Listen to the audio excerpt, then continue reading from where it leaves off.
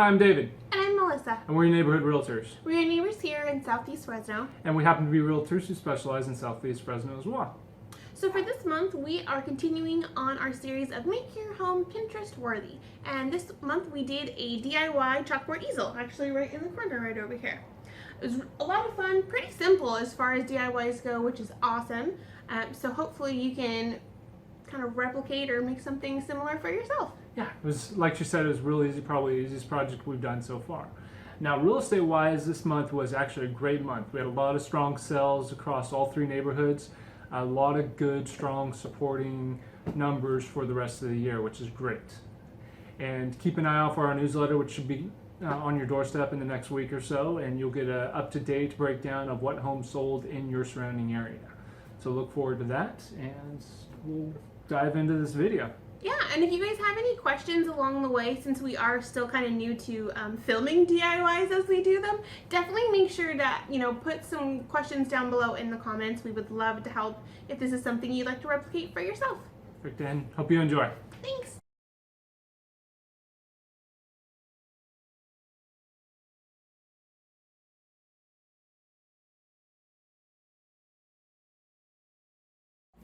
Okay, so first we started with cutting our side pieces.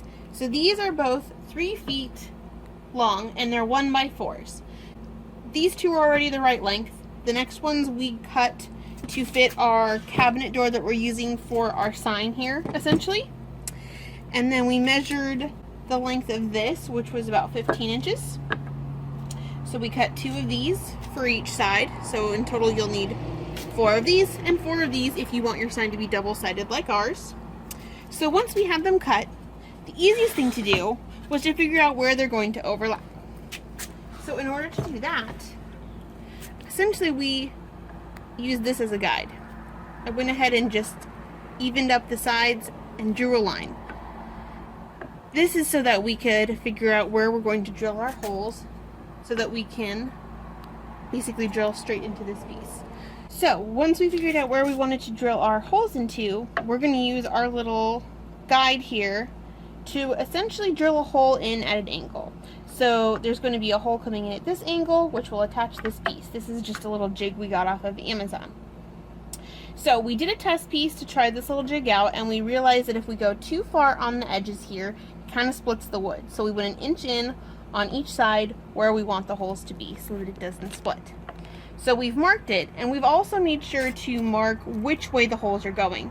So that way you don't have 2 of the same pieces, essentially, because you need a right and a left since they're going to be drilling into the sides. So we put arrows so we know which way they go, and so that we know we have enough of the correct pieces. So this will essentially be just like that, and once we have this lined up, we went ahead and marked the same spots down here. So this is again where this piece is going to line up here. So we just drew little lines so we could figure it out, and then went 1 inch in, 1 inch in, and showed which direction we're going to be drilling our holes into. So that it'll be a nice clean hole straight into here. And again, this is on the back side, so we don't really care that it's going to leave a little bit of a hole from the jig. Okay, so now that we have all of our wood marked, we're going to go ahead and drill out our holes. So make sure you use the instructions that come with your jig. Ours said for this size wood, we would line it up right on the edge of our wood so that our hole is in the correct place.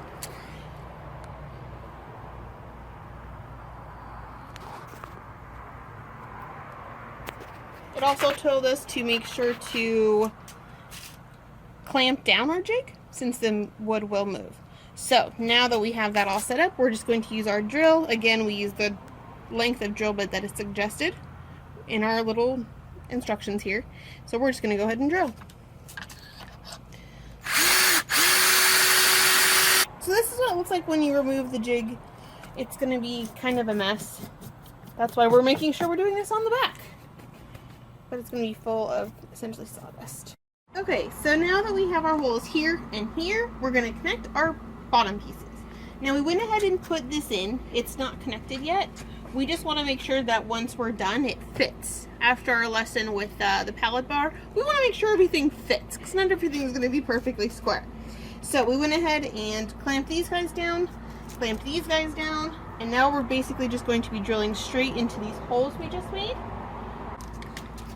So this is just going to go nicely into this downward angle here. Again, make sure you read your directions. It told us what length of screws to buy because we don't want this going through the wood. So we're going to screw it in.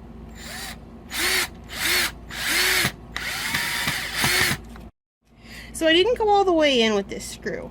I'm going to kind of counterbalance these to make sure that one screw doesn't get too tight and it gets kind of off-centered or a little bit wonky. So we're gonna essentially go a little bit more at a time.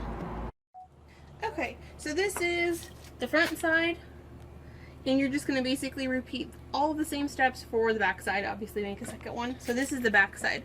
All your screws in, nice little holes. That's why we're making it the back of our sign, because obviously the screws aren't too pretty to look at. Okay, so now that we have the two pieces, we're going to hinge them together. So this is just a 2-inch hinge that we bought at Home Depot or Lowe's or wherever. And we're going to put it on the inside so that, again, it's hidden. So we're going as close to center as we possibly can. We marked the center, but that kind of runs into the screws. So we're going to place it close to center on the edge here. We're just going to essentially drill these in. Okay, so we've attached our hinge on this side. So now we need to attach it to the other side. So as much space as we left on top this side, we need to leave on top that side, if that makes any sense. Because if you put it straight up against each other and butt it up, then it's actually going to make this side shorter. So we clamped down this hinge and this side to make sure that it's steady. We measured it to make sure that the depth here is the same, or the width. So now we're going to just drill down the other side like we did this side. Okay, so now we have our hinges in place, and it actually is starting to look like a sign. Yay! We've decided we want these bracings just about 18 inches down, so we've marked on each side here. We're going to basically have this go out a little bit wider just for stability. So now we're going to drill in these holes here, and that way we'll actually have a sign. So we made our mark where we want our bracing pieces to be. They're 18 inches and in the center of the wood, so it's nice and sturdy. We went ahead and slightly pre-drilled where we're going to put this. Now next we're going to take our bracing piece, a screw, and then a washer. This washer is going to allow for the bracing piece to move. That way when it's ready to be put away, it can actually fold in half with the hinge. So I'm basically just going to screw this whole little contraption onto here. All 4 of them disconnected, and then we'll show you how to put them together. Okay, so this is what they look like when they're attached. They're gonna move around because of the washers. So now we have these guys. So we're going to just essentially line these up, make them nice and taut here. Use our little wing nut on the back to secure it in place. There's our lovely sturdy sign. Okay, so this is going to be our main chalkboard part. Since this is thinner than our actual easel, we're going to attach these little brackets to the back, and then we're going to attach the brackets to the easel. It'll give it kind of like a sunken in look, which is kind of what we want, so it looks more like a frame. So first we're going to drill these onto the back, then we'll attach this side onto the easel.